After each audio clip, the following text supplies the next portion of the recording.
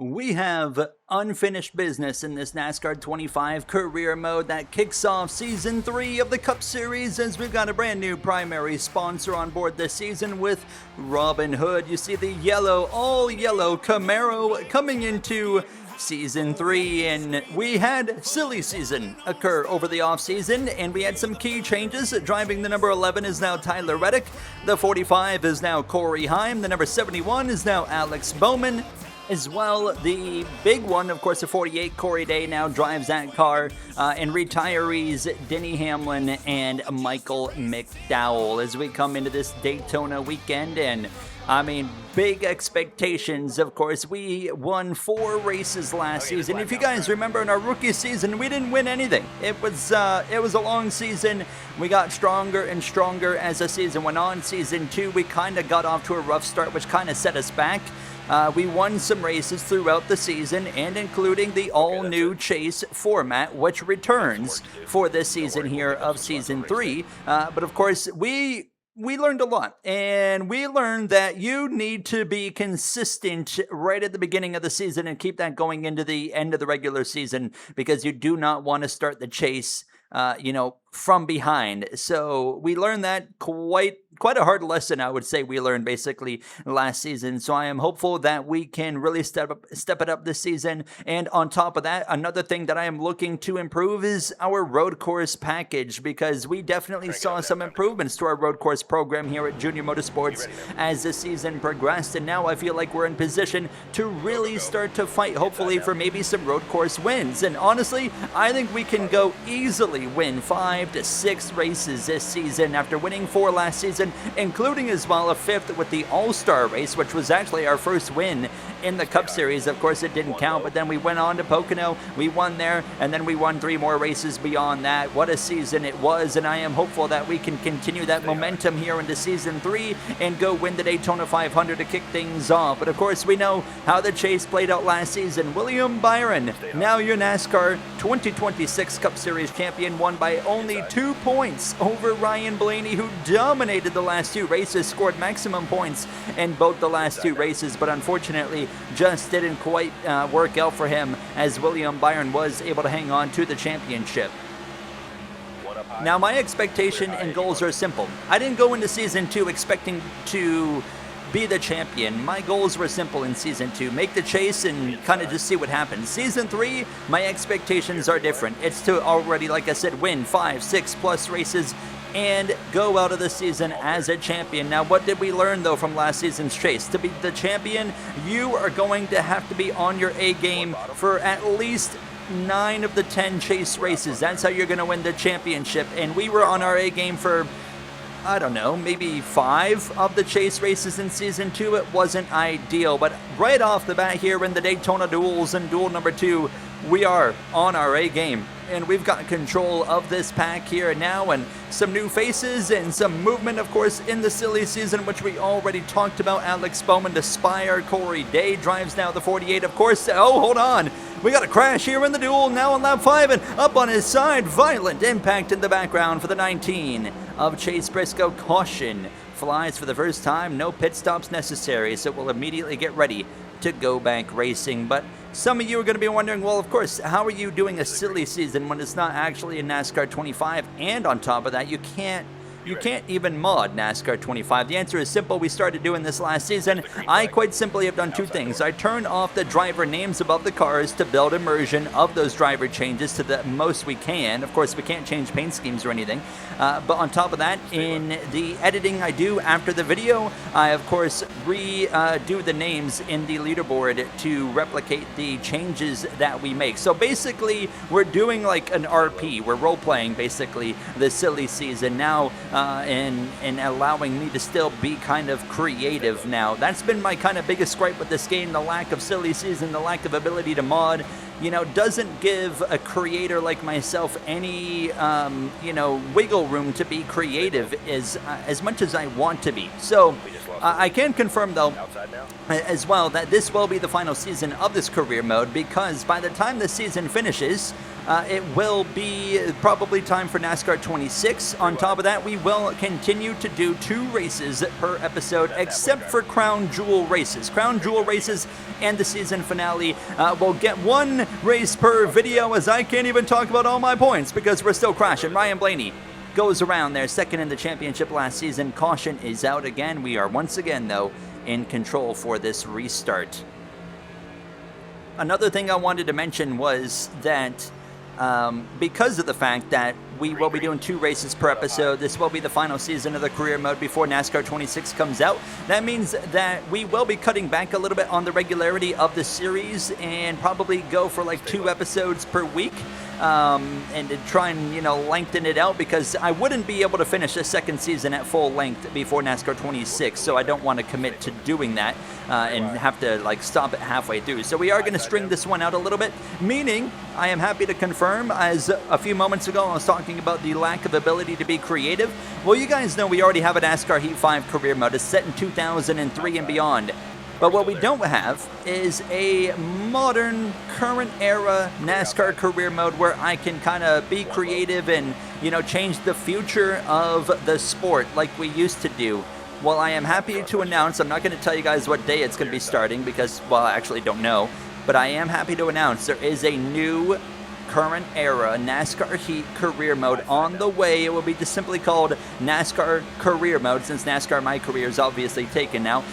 And we will have 2 NASCAR Heat career modes going at once. So we will cover, the past era of the sport and work our way forward, and we'll cover the current era of the sport that will start in 2020 and go forward, just like my F1 My Career mode, actually, which also started in 2020. So I'm very excited for those to start here in the near future. So we will have 3 active series going at once. We'll have NASCAR My Career, we'll have NASCAR 25, and we'll have this new NASCAR career mode. So stay tuned, but I am not going to launch this new NASCAR career mode until the time is right. I'm making sure all the production is ready to go because we are going to go quite crazy with it now. And all of the painters from the previous career mode, we've all gotten back together in Discord and have already been planning and literally scheming, quite literally, paint scheming and scheming up ideas. So I can't wait for you guys to see what we've got in store, because it's going to be a ride now as we exit turn 4. Though this is the final lap of the duel, and we've done everything we needed. We're going to hold off the 45 now, driven by Corey Heim, and we are going to win duel number 2 here, meaning we will start row number 2, P4, for the Daytona 500. Very strong effort there. John Hunter in third over Priest and Wallace, and how about Cody Ware inside the top 10 as well, as you'll see the rest of your finishing order there. Burt Myers at the bottom of the grid. As well, Tyler Reddick 14th on debut for the number 11 car. As we come to Sunday afternoon now, sunny skies, not a cloud in sight. As that's one of the best features of NASCAR 25, is there's not a single cloud inside this game. As we get ready to go racing, we've done the first job. That's win the duel. We kind of dominated the duel. There wasn't really much happening. I was just in control. And now here we go, ready to kick off the Daytona 500. We have been close in both of our attempts so far. We have finished right up at the front. I mean, we have lost this Daytona 500 by just a few thousandths of a second. As here we go, the Great American Race, the Daytona 500 2027. Is underway now. 16 laps in this first and opening stage, and we've got the 45 of Corey Heim just behind as he'll push us down into turn number 1, and immediately the Penske duo of Logano and Cindric are going to get linked up right there on the inside in front of the Hendrick duo of Chase Elliott and defending now champion of William Byron. We've had 2 champions to this series so far, both Hendrick drivers. Elliott, of course, in Season 1, Byron in Season 2. Now, someone asked, what would the championship have looked like in the typical playoff format that, of course, the game launched with? And the answer would have been Ryan Blaney. Ryan Blaney would have won the championship. He made the Final Four alongside, actually, I should probably note, in the playoff format, William Byron didn't even make the Final Four. That shows you the difference between the chase and the playoff format with the win-and-you're-in system, because Byron didn't even make the Final Four in the playoff format, but he won the championship with the chase format as I've caught the wall into turn 1. John Hunter Nemechek there right on my back bumper, going to continue to push me there, but a costly error as we exit turn 2. Now the 42 is going to turn us sideways into the 5 of Larson. We bounce off the wall. Somehow we save it. We keep it straight now as through goes Larson. Stenhouse, Kyle Busch as well as we head down into turn number 3, and Kyle Busch a part of this storyline. Of course, we wanted to keep him involved in this career mode to kind of tribute him in this final season of NASCAR 25. So of course he will remain in this number 8 car now, and hopefully we can see him get to victory lane here in this season as we continue now to kind of settle down after that big moment there on just lap 2 of 50 in this race, and we're now tucked in behind the HendrickCars.com. Number 5 of Kyle Larson, who is still yet to win at Daytona 500. Could today be the day here for the number 5 car now, as he's still seeking that second championship of his NASCAR Cup Series career? And by following Larson on the top, we had as well had the 24 of William Byron on his front nose here. So it's always a good time when you got Hendrick cars around you. You know you're going to the front, and now we've actually got Hendrick 1, 2, 3 with Larson, Elliott, Byron. I've got the 34 of Todd Gilliland just behind me here as I'm just kind of staying put behind this 5. Larson seems to be flirting with wanting to drop down, and he does do that. He drops down to the middle lane there, just in front of that number 24 of William Byron as we continue now. And now we're going to rely on the 34 of Todd Gilliland to give me a big push down this back straightaway. And here he comes to my back bumper. Nice little shot right there. You see some right front damage on the number 5. Of course, that's from the contact when the 42 turned me sideways. Larson was there to my left side now, and we do as well have a little bit of left front damage. You can kind of just see it with the hood flap there on the left side, kind of a little bit of a gap between the hood flap and the hood itself. As we continue now with Chase Elliott, Larson, Byron, Gilliland, Logano, Bell, all up here in the conversation. Christopher Bell had a bit of a disastrous chase last season, and obviously still had a chance to kind of go for the championship late in the season, but kind of just fell off as the races went on, and it really turned into a Byron versus Larson, and then Blaney just kind of snuck in the last couple of rounds. As we go to the lead here from Daytona, lap 6, and the crowd roars, seeing Junior Motorsports number 15 out in front, as it's absolutely awesome to drive for Dale Earnhardt Jr. and get to hear the crowd's reaction when you put that car out in front now, as we've got to manage 3 lanes of racing here now as Ross Chastain goes to the lead as we exit turn number 4. Now on the outside though, that's where you want to be. That's where all the momentum is. You can run the bottom and you can stay up front. You can run the middle and you can stay up front. But the outside is always going to have the most momentum to it. So I think if we're going to win this race, it's going to be on the top. And on top of that, of course, if we do lose some track position, we as well just want to get to the top, and it's going to be rolling. But there will be times throughout this race where I go down to the bottom or to the middle lane as well, because like I said, you can kind of, as long as you have the lead, you can kind of go wherever you want, but just the outside is definitely the most momentum you're going to roll off the corner, as long as there is a third lane going. Of course, they're 4 wide behind us right now with Cindric and as well the 45 of Heim briefly now as we come to 5 laps to go. And I'm in complete control of this race. I mean, we have got some extraordinary speed in this Robin Hood number 15 as we head down into turn 1. Kyle Larson rolling now on that bottom. I'm going to jump down in front of the HendrickCars.com Chevrolet. Make sure to cover him off. You can see in the mirror, Bell trying to go 3 wide in the middle, but here comes Chastain with help from Keselowski, a pair of Fords. Keselowski and Cindric now as I'm going to cover the middle lane, because here comes that DeWalt number 20 of Bell. He's going to give me a nice little shot to the back bumper right there, get me dead even at least with the car to my outside of Keselowski as we drop back down to the inside line. And as things would continue to develop to the final lap of the stage, we had just continued to ride the inside line back to the lead of this race as Ross Chastain had kind of fallen back now, and I've got Cindric hot on my back bumper here as we head down this back straightaway, looking for 10 points here to kick off Stage 1 in the Daytona 500. Cindric jumps up. Here comes Kyle Larson with help from Chastain. I'm going to follow down to the inside as well now, and I don't really care if anyone gets to my outside at this point. I feel like the inside line's going to hang on here as we head through 3, and now off turn 4. Down the front straightaway here, 16 laps in, and it's going to be through the triangle. We'll hang on for the Stage 1 victory, and so far we are undefeated right now. Things are looking very, very strong. Can we keep this up, as we will not need to pit here at the conclusion of stage number 1? If you are wondering, we do have fuel and tire wear on super speedways only, set to just 1x wear, because if you are maybe new to the series, I doubt you are, but if you are, there's a chance. There is just this issue on super speedways where the AI will, instead of pitting, and not all of them do this, the 90% of the AI will pit normally, about 10% of them will stay out and quite literally run themselves out of fuel on the racetrack and screw up everything. It's pretty bad. So to avoid that, we have switched over to the 1x fuel and wear, which of course removes any strategy out of the game, which sucks. But I would rather have good racing all around than good strategy, to say the least. I think it's way better when we have a good race.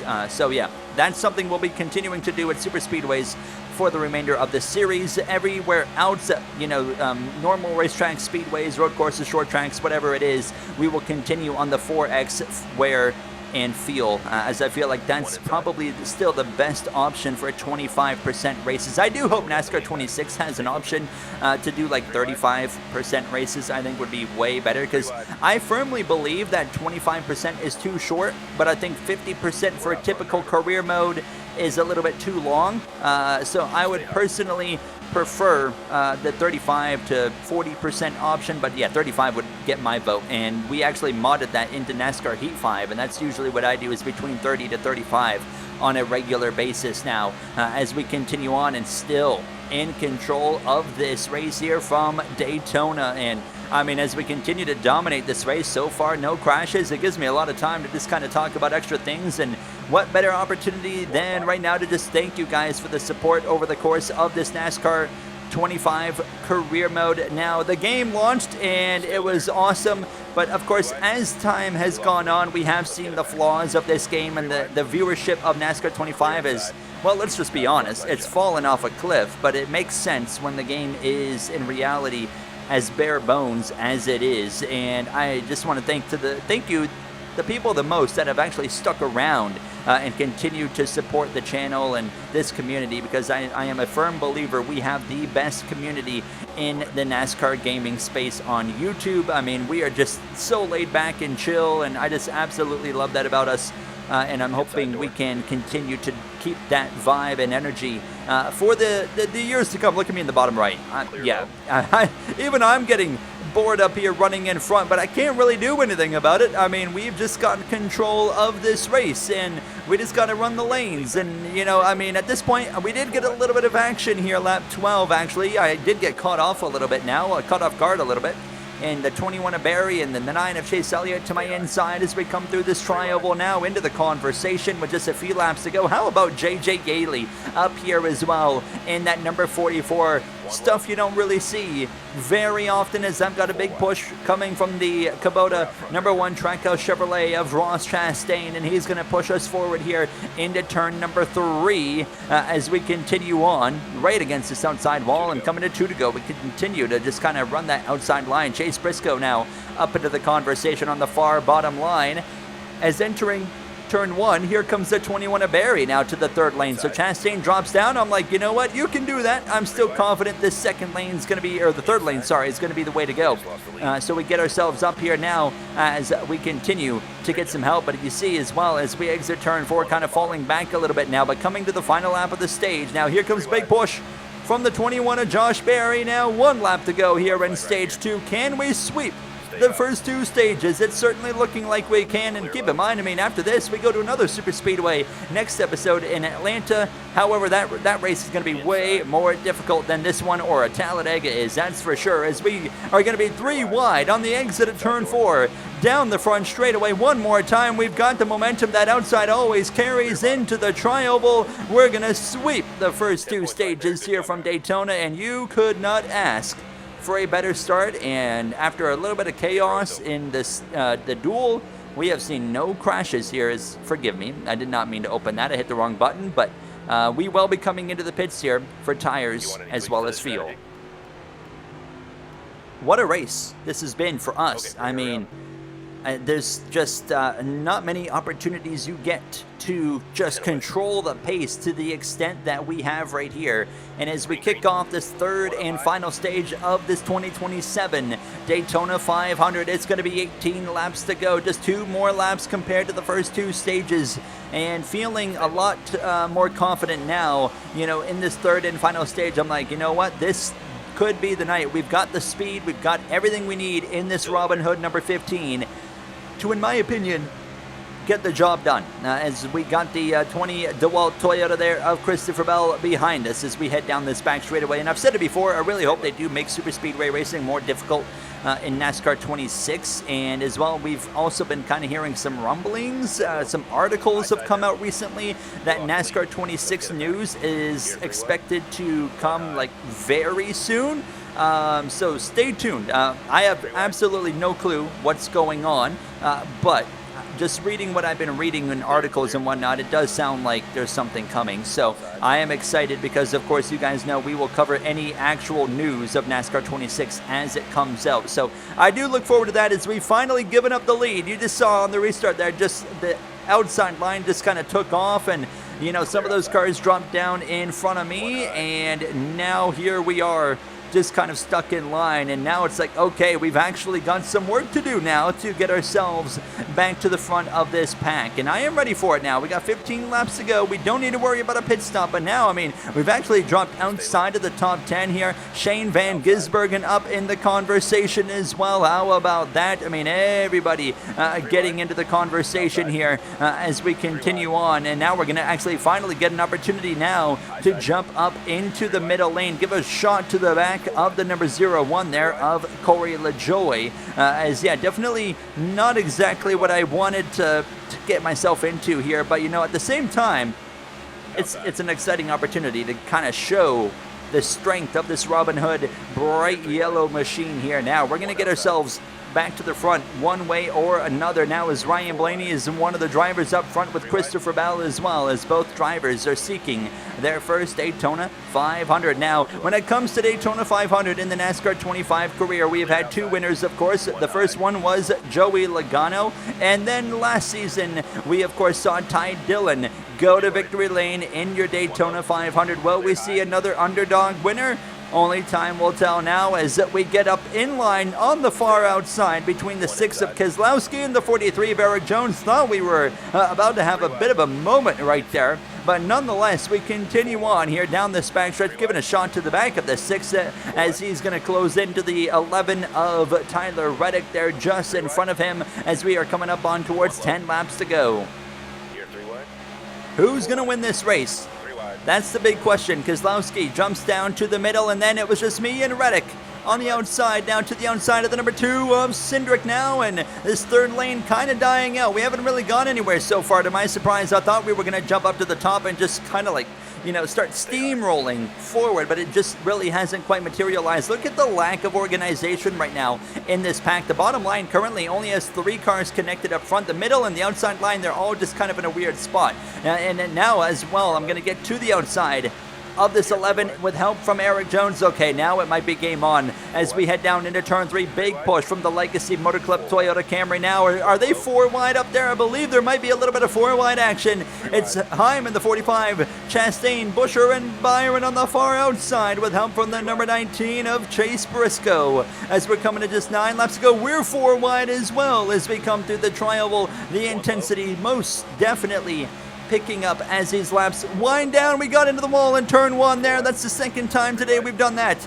And we lose a ton of momentum and drop all the way back down to 20th place, but I am not going to give up. Look at that gap between myself and Blaney, and no one seems to be taking it, so I know I can drive all the way back up there. Now, SVG would actually jump up, and so would the 6 of Keselowski, but still, we would be right back up here with 8 laps to go in the conversation. So it was just like a little bit of a reset, and I'm like, all right, we still are very much in the conversation here. I know we got enough time, and I know things are going to change in this pack. Things are going to materialize. One lane's going to fizzle out. One, or two cars and maybe more in front of us are going to leave this lane. That will allow us to kind of move up a few more positions. Eventually, things are going to work out. But of course, I am open to changing lanes if we need to, if that's what we think is going to be the best play to get ourselves forward, because everything right now is kind of a gridlock with William Byron out in front and just nothing seems to be changing. But as we continue on this outside line, the inside line kind of stalling out a little bit here. As you can see down there, you got some Toyotas. Heim leads it in the 45 over Bell and Nemechek with 6 laps to go here from Daytona, and we are really moving on this top lane. Here we go, back into the top 10 as we head down into turn number 1. Who's that out front? I think that's JJ Yaley. Yes, it is Yaley out front from the top now to the middle lane as this outside continues to roll. Keselowski pushing Blaney forward. I saw a hole open up to the middle lane, so I jumped down to the middle. I thought this might be the way to go, but I would quickly realize, you know what, this is probably not the way to go. However, everyone on the outside got clear and dropped down to the second lane. So now we've only got 2 lanes, and now Keselowski and SVG, Barry, they're all up front. And this is actually working out because now, I mean, look at this. We're back into the top 5, basically, as we exit turn 2 with a big run down the back, straight away to the back of the Exalta Chevrolet, and now we know we have time. I'm not going to be too aggressive, but if the opportunity comes, we're going to take it like this right here. The 42 of John Hunter latches onto my back bumper, pushes us off into turn number 3 to the outside of the Exalta Chevrolet, and now alongside your current leader, the number 21 of Josh Berry, as we exit turn 4 down this front straightaway. Just announced IRL that Berry will not return to that number 21 next season. If that announcement had come out earlier, I would have made a change in the NASCAR 25 career mode as well, but obviously it didn't come out earlier. So now 3 laps to go. We got 3 lanes working again, but we're back up front with Josh Berry. Van Gisbergen's in line behind the 21. Briscoe currently kind of leading that middle lane, but Berry's actually jumped up to the middle now. So SVG leads the bottom lane with help from the 45 of Heim. We lead the top line through turn 3 now, and 2 Chevrolets on the front row with the number 21 in the middle and the Ford. 2 laps to go here from Daytona. Who's going to get to the checkered flag first now, as it's going to be a 3x3x3x3 pack as we head down into this first corner. Look in the mirror.